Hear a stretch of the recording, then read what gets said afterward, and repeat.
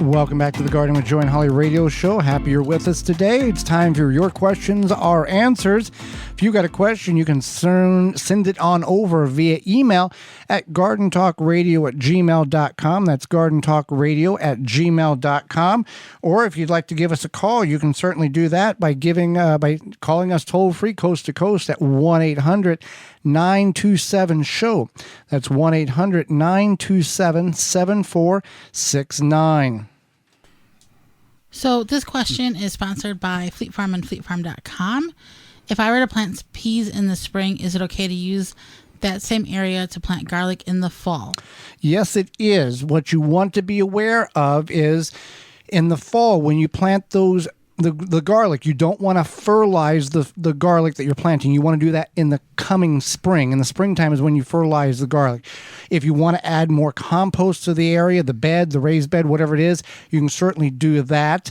But just keep in mind that garlic is going to be planted in the fall and not harvested until late spring, early summer. Typically in Zone 5 here, we plant it in October and harvest it in late June. So it's going to take a lot of real estate up, but you can certainly do that without any problem whatsoever. So what would you say is best to mulch with? Is it hay or straw?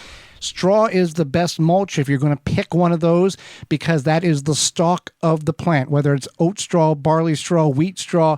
It may still contain some grains of barley, wheat, oats, whatever that is, but it'll be minimal. Hay is the grasses that is cut for animal feed, which will contain a lot of grass seeds. So you want to avoid that at all costs, because we don't want to introduce more things into the garden than what we have already. So straw is the best way to go. You can find straw at your farm store, at your independent garden center. Some big box stores have straw. It is going to be a premium. You're going to pay quite a bit, $8, $9 for a bale. So if there's other means of mulch that you can use, that would be the way to go. Whether you have leaves left over, whether you're using chemical-free, seed-free grass clippings, people will use shredded paper. They will use a weed barrier, like a fabric weed barrier, which we don't recommend because it doesn't always allow the water to permeate through appropriately. You can use just a variety of different things as mulch, but straw is the better of the two options when it comes to picking one or the other. All right, Holly. So what is the best time to check soil temperatures with a digital meat thermometer? Digital meat thermometer, you're going to check it at the root zone before you plant. And early morning, as you get up, right before you go to work or whatever you do in the morning, that's when the soil is going to be the coldest, and that's when you would want to check your the soil temperature to see if it is the adequate temperature that you need for whatever you're planting. And if the long-range forecast meets or exceeds that temperature in the soil, then you're good to go. So here's one. I want to plant blueberry bushes, but my soil is high in pH. Blueberries need a low pH level, low acidity. What would you recommend in order to put in the bed in order to do this? Well, first of all, we'll answer the question, but once we get done answering the question, you will understand why I say just plant blackberries or dewberries or golden raspberries or something like that. Don't plant the blueberries. So yeah. Soil pH can be reduced most effectively by adding elements like sulfur, aluminum sulfate, and sulfuric acid. The choice of which material to use depends on how fast you hope to change that pH level and the type of plant you're expecting to put in that area. Adding pine needles does not change the pH level. So let's get that clear. That is a garden myth. Look it up online. Can't do it. In general, the best way to reduce the soil pH before planting an ornamental or a plant, do it before you put it in the ground. Don't put the plant in the ground and then try to alter the pH level after you plant, because it's very difficult. How long, Holly, does it take to lower the pH in your soil? Well, that's a good question. It's a long-term project. So if your alkalinity is 8.5 or higher, it may take several years.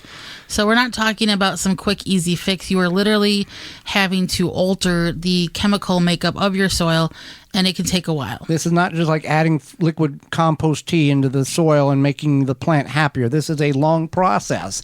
If you're wanting to do blueberries, so blackberries or raspberries or something like that is a much more economical and time saving fruit if you want to grow something that is a perennial. Well, yeah, absolutely. And the thing is that if you really want your own blueberries, yes, you are like, I'm sick of going to the store and buying these blueberries or whatever. You can also find Pick Your Own Farms. I think it's pickyourown.org, something like that. You can Google Pick Your Own Farm and your zip code. It's going to show you the closest Pick Your Own Farm. If you live in an area maybe there aren't Pick Your Own Farms close by, I would highly suggest just trying to buy blueberries when they're on sale, and if you want to freeze them or use them, whatever, can them, etc., make things with them, then I would do that and just think about when they're on sale, because taking several years to alter your soil, I mean, it's probably something that you could do, not saying you shouldn't, but at the same time. And there are places all over the country that have that level of acidity already in the soil naturally, and this person obviously must not live in those areas. But that's why I say grow something that you don't have to spend years in order to prepare the soil for.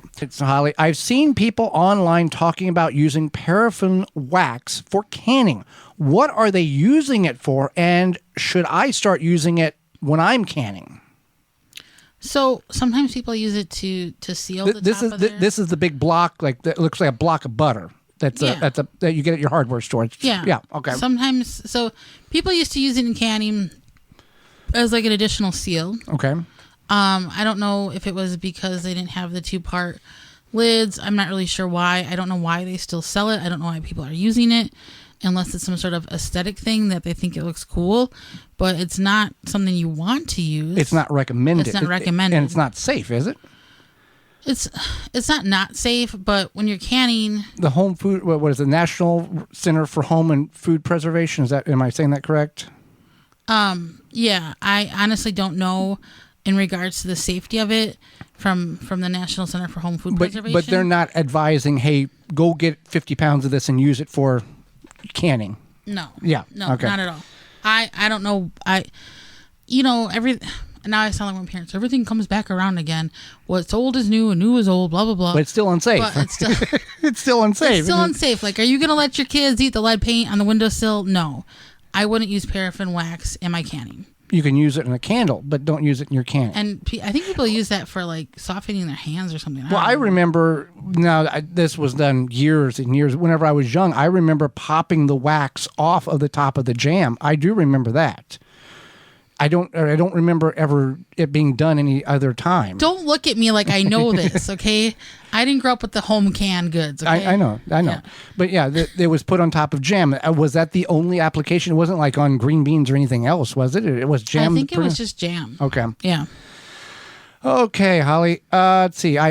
Planting seed potatoes. I cut them in chunks and make sure there are at least 1 or 2 eyes per chunk, and they're no larger or no smaller than a chicken egg. I cut them in order to get more seed potatoes for my garden. My question is, should I let them dry and scab over naturally, or do I just plant them, or do I put some kind of powder on them?